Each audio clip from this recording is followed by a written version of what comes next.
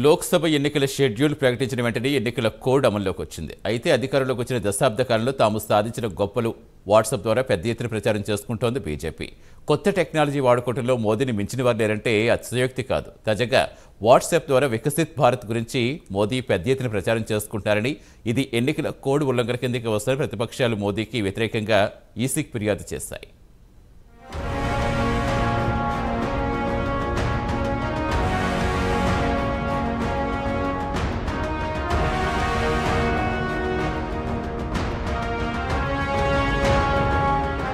కేంద్ర ఎన్నికల కమిషన్ ఎన్నికల షెడ్యూల్ ప్రకటించిన వెంటనే దేశంలో రాజకీయాలు వేడెక్కాయి. రాజకీయ పార్టీలు ప్రచారంలో బిజీ అయ్యాయి.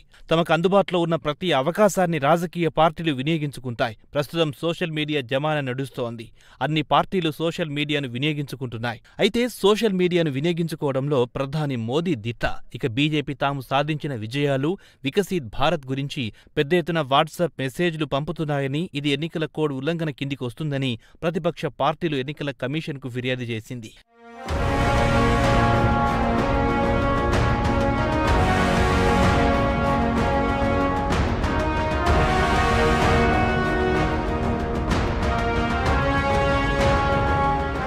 వెంటనే స్పందించిన ఎన్నికల కమిషన్ ప్రభుత్వానికి నోటీసులు జారీ చేసింది. వాట్సాప్ మెసేజ్లు నిలిపివేయాలని ఆదేశించింది.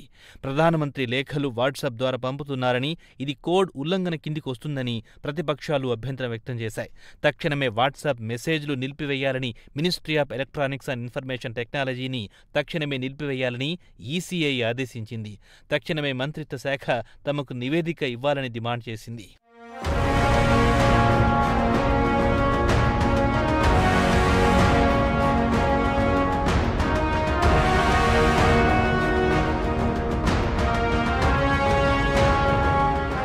ఇదిలా ఉండగా ఎన్నికల కమిషన్కు వికసిత్ భారత్ సంపర్క్ మెసేజ్లపై పెద్ద ఎత్తున ఫిర్యాదులందాయి. కేంద్రంలో మోదీ ప్రభుత్వం సాధించిన ఘనతలను ప్రజలకు వాట్సాప్లో పంపిస్తున్నారని, ఇది ఎన్నికల కోడ్ ఉల్లంఘన కిందికి వస్తుందని ప్రతిపక్ష పార్టీలు ఈసీకి ఫిర్యాదు చేశాయి. దీనికి ఎలక్ట్రానిక్స్ అండ్ ఇన్ఫర్మేషన్ టెక్నాలజీ మంత్రిత్వ శాఖ స్పందించింది.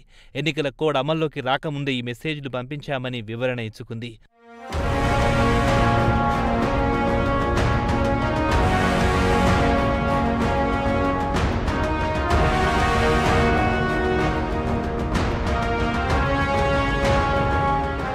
అయితే కొన్ని మెసేజ్లు ఆలస్యంగా కోడ్ అమల్లోకి వచ్చిన తర్వాత అంది ఉండొచ్చు. దీనికి నెట్వర్క్లో సాంకేతిక లోపాలుండవచ్చునని మంత్రిత్వ శాఖ వివరణ ఇచ్చుకుంది. అయితే భారతదేశంలో చాలా మందికి మార్చి 15 తర్వాత కూడా తమ వాట్సాప్లకు వికసిత్ భారత్ సంపర్క్ మెసేజ్లు వచ్చాయి. దీంతో పాటు ప్రధానమంత్రి లేఖ జత చేశారు.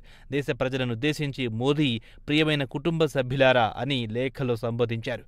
140 కోట్ల భారతీయుల భాగస్వామ్యంతో దశాబ్దం కాలం పాటు ప్రజల నమ్మకాన్ని సంపాదించుకున్నారని, గత దశాబ్ద కాలంలో ప్రజల జీవన ప్రమాణాలు పెంచామని, ముఖ్యంగా పేదలు, రైతులు, యువత, మహిళల జీవితాలు మెరుగుపడ్డాయని ప్రధాని లేఖలో ప్రస్తావించారు.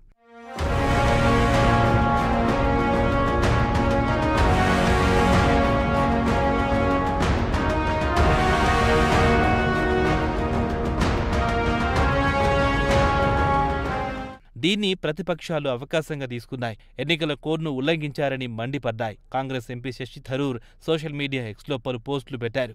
ప్రభుత్వ డేటా ప్రభుత్వం దుర్వినియోగం చేసిందన్నారు. ప్రభుత్వం చేస్తున్న అధికారిక దుర్వినియోగంపై సీఈసీ చర్యలు తీసుకుంటుందా అని ప్రశ్నించారు. ప్రభుత్వ గణాంకాలను అధికార పార్టీ తమ రాజకీయ ప్రయోజనాల కోసం దుర్వినియోగం చేస్తుందని థరూర్ ఎక్స్లో పోస్ట్ చేశారు. టీఎంసీ ఎంపీ సాకేత్ గోఖలే కూడా బీజేపీపై మండిపడ్డారు. కేవలం దేశంలోని ప్రజలే కాదు, మన దేశాన్ని సందర్శించడానికి వచ్చిన విదేశీ పర్యాటకుల ఫోన్లకు కూడా వికసిత్ భారత్ మెసేజ్లు వెళ్లాయి. వికసిత్ భారత్ను ప్రధాని మోదీ, బీజేపీ తమ స్వప్రయోజనాల కోసం పెద్ద ఎత్తున ప్రచారం చేసుకుంటున్నాయని ప్రతిపక్షాలు మండిపడ్డాయి.